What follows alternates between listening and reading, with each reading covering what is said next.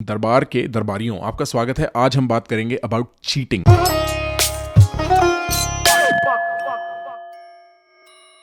Before we begin talking about the grand cosmos of cheating, I want you to ask yourself the following questions so that if you're watching this video, you are in the right frame of mind to absorb what is being said.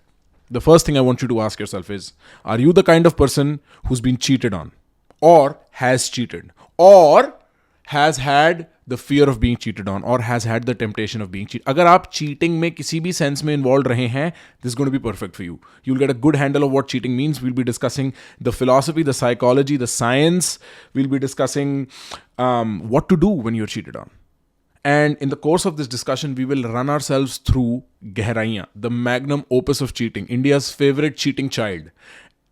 And before we begin, I want you to please press the likes, press the subscribes, press the bell icon, do whatever you want. Show me some love. Let me know what you think. Give me more ideas. Tell me what movies you want me to react to. Tell me what philosophical concepts you want me to strip naked. We'll do it, right?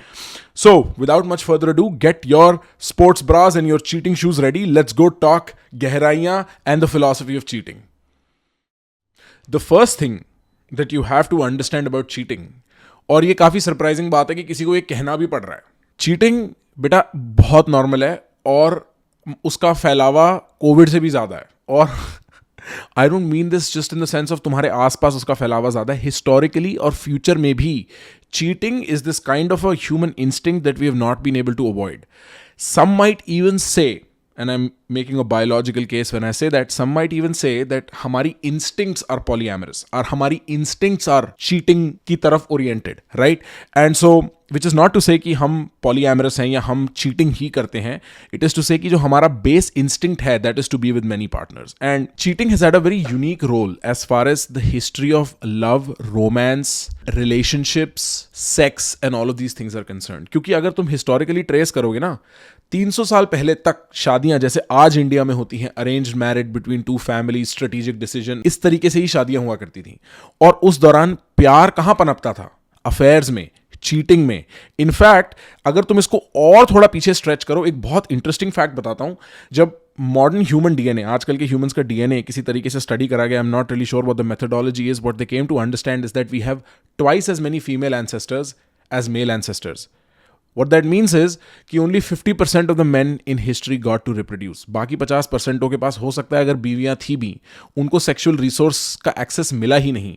Which is to say that a large majority of people were obviously cheating in the past. अगर आप एक purely systems perspective लो human relationships पे, as if ये particles हैं जो interact कर रहे हैं, जानवर हैं अनथिंकिंग जो इंटरेक्ट कर रहे हैं, आप रियलाइज करोगे that this grand institution of marriage, which is responsible for family, which is responsible for kids, which is in a sense एक fundamental unit of operation. हम marriage के बिना we cannot understand the modern world, is held together by the leakage of cheating. I'm not saying cheating is desirable, I'm just saying what it is. समझो इस बात को ध्यान से कि अगर ये एक सिस्टम है ना शादी का, जिसमें इतने सारे एक्स पार्टिकल्स हैं, इसमें 5%, 2%, 1% लीकेज है, और वो लीकेज, वो केओस ही इस ऑर्डर को मेंटेन करता है. This is a slightly different way of thinking about the world. It is what the Taoists called the yin and the yang, that within every yin there is a small amount of yang, and that yang is responsible for the yin to have its constitution and vice versa. That there is always a mix, that there is always this point of equilibrium where two forces collide in a way that the thing remains stable. Those are the hard facts about cheating. I understand the moral disgust associated with cheating, but उसकी factual हैपनस्टैंस को, कि वो होता है actually, contest नहीं कर सकते. Now the question comes, why do people have such a weird reaction to Gehraiyaan? Part of the reason is that cheating इस लेवल का टैबू कॉन्सेप्ट है जो हमारे आसपास हर वक्त हो रहा है. हमें थोड़ा बहुत अंदाजा भी है, हमें कभी कभी पूर्ण अंदाजा भी है, but the full scale nature of it and उसके साथ जो एसोसिएटेड कई बार इमोशनल नॉनशलांस आती है, कि तुम उम्मीद करते हो कि सामने वाला अगर चीट कर रहा होगा, उसको बहुत बुरा लग रहा होगा, उसके अंदर आग भभक रही होगी, वो कितना तकलीफ में होगा, या वो कितना गलत है, उसको अंदाजा नहीं है क्या वो गलत है. जब उसको एक बहुत ही ह्यूमन लेवल पे प्रेजेंट करा जाता है ना, तो वो कुछ ऐसा दिखता है. Whether Gehraiyaan has done that well और unwell, separate question. I don't want to answer that. But fact of the matter is, it's taken a taboo that's one layer beyond the appearance of normal functioning society and put it on your face. And my hypothesis is that that is what has people reacting to it in such a strange fashion. So then, what is really happening in Gehraiyaan? और उसको fundamentally answer करने के लिए ना, we'll ask ourselves the question, why did Alisha cheat and why did Zain cheat? What does that tell us about cheating in general?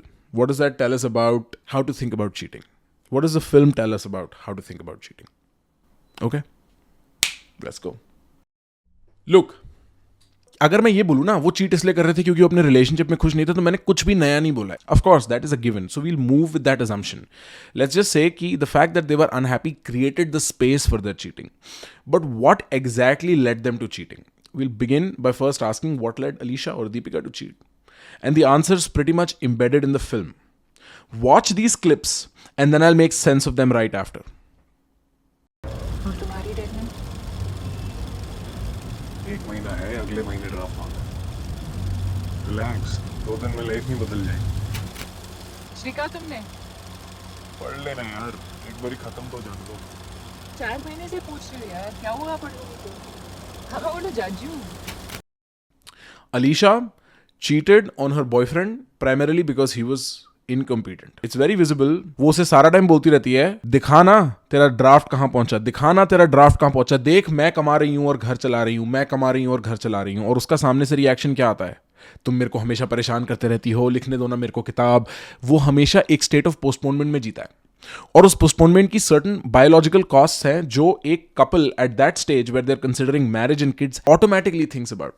But it's not just that, it's also Karan's cynicism towards life in general. और ये एक attitude difference है, जिन लोगों को पसंद किया जाता है और ना पसंद किया जाता है उनमें बड़ा clearly दिखता है. वो सर्वर का प्रॉब्लम शायद सॉल्व हो जाएगा. It's a little expensive though. बस बोलता है, वो कोडिंग पता नहीं कब करता है. 7-8 लाख ऑलरेडी लगा चुकी हो आप पे, कोई पॉइंट है नहीं यार.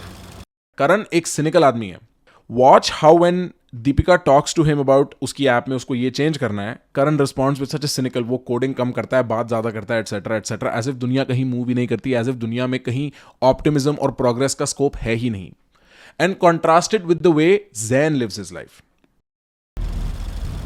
ये तुम्हारा प्रोजेक्ट है. कैसा लगा? All of that. Fuck your bitch. अभी तो नहीं, एक बार प्रोजेक्ट पूरा हो जाए तो देखते हैं. क्या शो ऑफ करने नहीं लगा है. मैंने बोला उसे that I'm looking for funding. कह रहा था इन्वेस्टर से कनेक्ट करेगा. अच्छा. Yeah, it was nice. He was like, life is all about choices. और क्या बोला? Believe in yourself. Zain उसको ले जाता है बोट पे दिखाने उसका प्रोजेक्ट. वो प्रोजेक्ट इतना बड़ा है, वो प्रोजेक्ट का कोई साइज ही नहीं है. She is impressed. He's high status. He's very competent if he can get that done. The fundamental difference there is that Zain is somebody who's after his life, who's moving forward with his life. And Karan is somebody जो सिर्फ complaint zone में बैठा हुआ है. और ये fundamentally unattractive चीजें हैं, but इनके नीचे इसके biological coordinates भी हैं. There is an idea called the Parental Investment Theory in evolutionary biology and evolutionary psychology. और ये Parental Investment Theory का I think the creator is David Buss. Legendary evolutionary psychologist. David Buss often talks about how this parental investment theory leads to a different kind of cheating pattern and a different kind of jealousy pattern. The idea is parents contribute different things to the child's upbringing. And a man and a woman come together to create a baby because they're going to be parents, and then they contribute to the child's well-being. And they contribute different things to the child's well-being. The mother has to primarily contribute genes, 9 months of gestation period and then care, right? कि इसको मैं बड़ा करूँ और इसके साथ रहूँ और इसको प्यार करूँ और इसको जो चाहिए वो दूँ.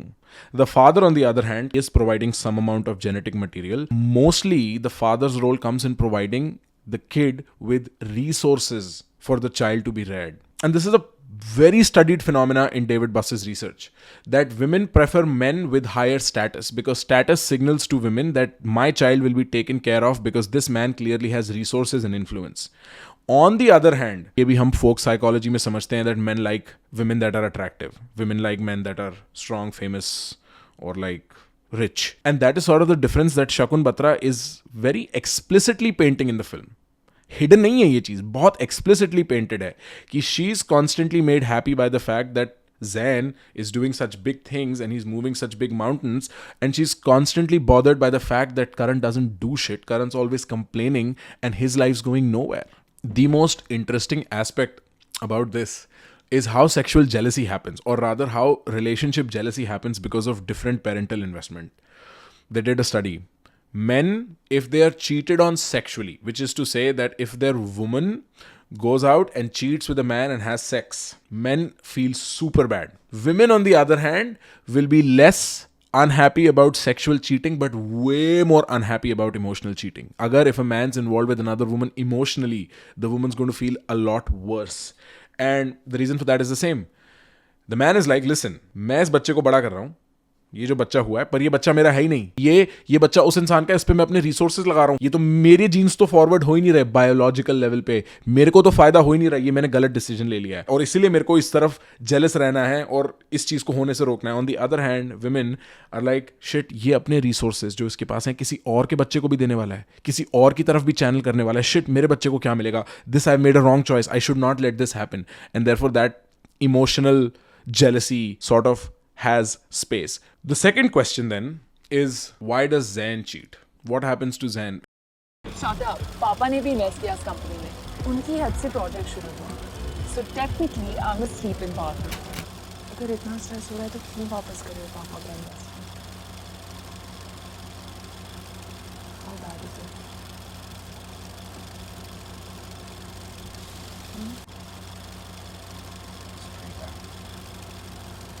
maybe I can help. Recharge mortgage करने के लिए मान दीपक को 6 महीने काफी हुए. लूट कर रखा था. प्रोजेक्ट कैसे चल रहा है? अच्छा है, good. Mom, by the way, Zain ने अपने क्लाइंट्स के लिए इनसेन यार्ड रेंट किया. You have to see it. वाह, क्या बात है ज़ेन. कहाँ तो एक असिस्टेंट और अपने. Are you happy you met दिया? बॉस आंटी, क्या होता मेरा तुम्हारे में? Sam, I'm gonna go most of the match. Stay in. Not an option. You really take us for granted, बेटा. दिया के पापा ने इतना इन्वेस्ट किया इस प्रोजेक्ट में. They've always treated you like family. तो इतना तो तुम कर ही सकते हो. You're not winning this one. By the way, Mom, how do you understand? Every time I look at that film, I've watched it more than twice now, I'm reminded of the singular quote. I think this is Zizek's quote. If you have a reason to love someone, you don't truly love them. I'm reminded of that constantly. And the idea is, if you have a reason to love someone, there is something about them that you love. There is something about them that you think is perfect. If you are associated to that perfection, तो तुम्हारे foreground में वो perfection ने पूरी space ले ली है और तुम उनकी imperfections को पसंद कर ही नहीं सकते. और अगर तुम perfection को cross करके imperfection तक जा ही नहीं सकते, तो you haven't truly fallen in love with this person. You are attracted, you like, you're obsessed, you are addicted, you're all those things. You're infatuated by that one small component of perfection that you have. And for Zain's case, it's the money that comes from Tia or Ananya Pandey. He is bothered by the fact that his relationship with her is interfaced by money. That is probably the best way to put it. That there is this element of money that is constantly in the middle, and he has a reason to be with her, which is that money, which does not let him get past that point and actually be with her. He's with her money, and therefore he never falls in love with her. But there is one more super interesting aspect that you have to consider here. Look at the role that Tia's mother has in the entire film. सिर्फ phone पे दिखती है aunty, और phone पे आती है aunty और सीधा जैन को बोलती हैं, बेटा तुम खुश नहीं हो, टिया तुम्हारी लाइफ में है, बेटा तुम खुश नहीं हो कि तुम पहले असिस्टेंट थे, अब टिया के साथ होने की वजह से. She is a constant reminder to Jain that he is who he is because of Tia. And Zain hates that. He dislikes that. Every time he looks at Tia and that relationship he has, he is reminded how little he is without her money. And when he meets Deepika, and Deepika is all impressed by his project, and Deepika is all impressed by him investing in his app, and like she likes the idea, the version that he sees of himself in Deepika's eyes is the version he believes in himself. He is that person according to him. So uske liye Deepika fits Alisha fits because he likes who he is with her. He likes the role he plays with her as opposed to Ananya Pandey. And this is one of the sadder facts about how relationships operate. A lot of the relationship stuff, how you relate to the other person, is how you relate to yourself through the other person. If hanging out with you, I feel like I'm not good enough, I'm probably not going to be in that relationship. If hanging out with you, I feel like I'm a bad person, I'm an amoral person, I'm probably not going to be with you. You learn this throughout in conversation theory and negotiation tactics. Don't let the other person feel like they're stupid. Don't let the other person feel like they're small. Don't let the other person feel like they're powerless. This is the kind of stuff that interrupts relationship building. Because ठीक है मैं तुम्हारे साथ हो भी लूंगा, लेकिन my version of me, my vision of myself, my idea of me is so much worse when I'm with you than when I'm not. How am I going to fall in love? And that is one of the most interesting aspects about this film, because this little thing always gets unquestioned. People are focused on, oh, why did Deepika cheat? It's such a big thing. But why did Zain cheat? And it's because the version of himself that he saw in Tia's eyes and Tia's mother's eyes, he did not want to be that person anymore. And he says that. Ek point pe there is this beautiful line where Deepika and him are speaking on the phone, and Deepika is like, maybe it was, but I can't live in the past. And I don't know how to let go of mine. right? And so that goes on to say he's not happy with the version of himself in the past where he needed all this help from Tia to become who he is. And that brings us to the core of cheating. This makes us ask कि boss, ये तो ठीक है, like I understand why Alisha Zain cheat, but what is the universal formula? Why does cheating even happen? And the answer is not surprising. There isn't anything profound there. It's literally just dissatisfaction, either with the other person or with yourself. And in most cases, it is dissatisfaction with yourself. You are unhappy with your partner in some sense because you do not have the courage to break it off. You do not have the courage to lead a change. You are now living in this friction of dissatisfaction for a prolonged period of time, and then you do all this stupid shit to find happiness somewhere else. You essentially, what you do when you do not break up and you go about cheating is that you prove to yourself you take society way more seriously than yourself or your truth. And that's just not a good look on you. Like, तुम अपने आप की इज्जत कैसे करोगे ऐसी cheating करने के बाद? तुमने एडमिट कर लिया कि मैं लोग क्या कहेंगे इस डर से मैंने इस बंदे का दिल भी तोड़ दिया और अपना धर्म भी बेच दिया. More importantly, and this is something I've covered in the last few videos, सदगुरु वाली वीडियो पे जिस पे रिएक्शन दिया था और स्नेप और लिली वाली वीडियो में भी, if you date or create relationships, get married to feel complete in yourself like Bollywood and Hollywood will have you programmed, most likely you will do something as stupid as cheating. Because the process is, I am incomplete. अगर मैं इस कन्या को add कर लूंगा तो मैं खुश फील करूंगा और मैं उनको ले भी आता हूं और धीमे धीमे वो असिमिलेशन का प्रोसेस चालू भी हो जाता है. जिस दिन वो असिमिलेशन कंप्लीट है, जिस दिन मैं नॉर्मल हो गया इस रिलेशनशिप के साथ, अब मैं मान गया कि ये मेरी है या ये मेरा है, उस दिन मेरे को एक एहसास होता है कि मेरे अंदर एक गहराई अभी भी इनकम्प्लीट है. एक गड्ढा ऐसा है जो अभी भी नहीं भरा. वो गड्ढा क्या है? वो सेम गड्ढा है जो पहले था, इनकम्प्लीशन का. उस गड्ढे के रूप बदलते रहते हैं, उस गड्ढे की चाहें बदलती रहती हैं, वो गड्ढा बना सेम चीज से है, इनकम्प्लीशन से. अब मैं उस इनकम्प्लीशन को चेज करने यहां वहां जाऊंगा. Now I just want more. Would you do about it? And there in what I like about Gehraiyaan, at least the skeleton of Gehraiyaan, the way it's done, whatever.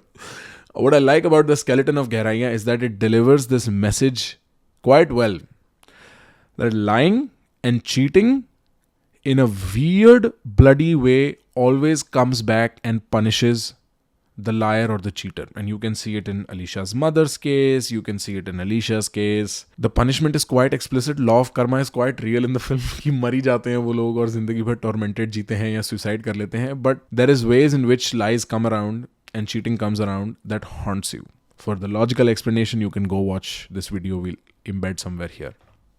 Anyway, अगर आप इस type के इंसान हैं जहां आप tempted हैं cheating करने को लेके, या आप चीटिंग कर चुके हैं, या आप हिस्टोरिकली चीटर रहे हैं, ऑनेस्टली दोस्त, किसी और की जिंदगी में कीचड़ क्यों डाल रहे हो?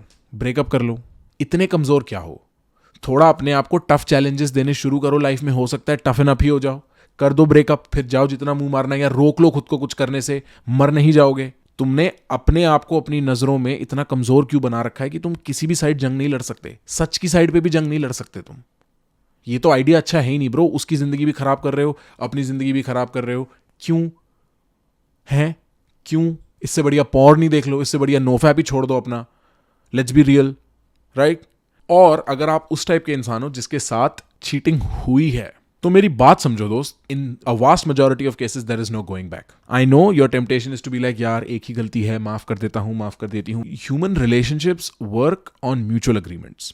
If you mutually agree to forgive somebody for something that is unforgivable in the sense कि उन्होंने तुम्हारा ट्रस्ट लिया, उसे कचरे के डब्बे में फेंका, 5 मिनट मौज मारी, घर आ गए वो, तो तुम उनको एक इम्प्लिसिट परमिशन दे रहे हो ऐसा या इतना ही कुछ बुरा करने की. कुछ केसेस ऐसे होते हैं कि यार 20 साल का रिलेशनशिप है, सामने वाला बहुत रिग्रेटफुल है, बहुत गिल्टी फील कर रहा है, बहुत टूटा हुआ महसूस कर रहा है, तो चलो एक कंडीशनल इन 5 कंडीशंस के होते एक चांस दिया जा सकता है. But in most cases if you let the other person get away with something like this, you are creating a very bad precedent for them to repeat. The ideal case scenario, this is my theory, the ideal case scenario if you get cheated on is block, delete, move forward in life. You cannot keep hanging out there and punishing yourself. sunk cost fallacy कहते हैं ना इसको accounting में. 20 साल से थे, अब झेल ही लेते हैं. कितनों की माएँ और कितनों के बाप तड़पे हैं इस वजह से. उसके अगले 20 साल भी तड़पना है क्योंकि अभी 20 साल तड़पे हो हैं. Anyway, fact of the matter is don't work too hard to forgive someone. अगर तुम्हें बहुत मेहनत करनी पड़ रही है ना किसी को माफ करने की, ऑड्स आर की वो चीज नहीं चलने वाली, क्योंकि उनके एंड से तो फ्रिक्शन है ही बिहेवियरली. अब तुम्हारे एंड से फॉरगिवनेस में भी फ्रिक्शन है. कौन रिजॉल्व करेगा जब दोनों अपनी अपनी जंगें लड़ रहे हो, right? In closing my message is very simple दोस्त. प्यार करो, झूठ मत बोलो, सच के साथ खड़े रहो. अपने आप को ट्रेन करो स्ट्रांग आदमी बनने के लिए.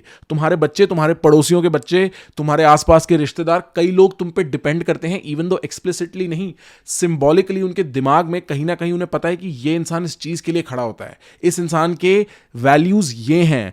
और तुम्हारे गिरने से सिर्फ तुम नहीं गिरते, 25 और लोग उस गिरावट को महसूस करते हैं अपने अंदर. वो मत होने दो यार. इतना मुश्किल नहीं है ब्रेकअप करना, इतना मुश्किल नहीं है सेक्सुअली खुद को डिसिप्लिन रखना. समझ रहे हो? जाने दो यार, प्यार फैलाओ ना, ज्यादा जरूरी है. बाकी सब तो होता रहेगा बाकी सब तो होता रहेगा यार, बाकी सब तो होता रहेगा. चलो मिलते हैं अगली वीडियो में.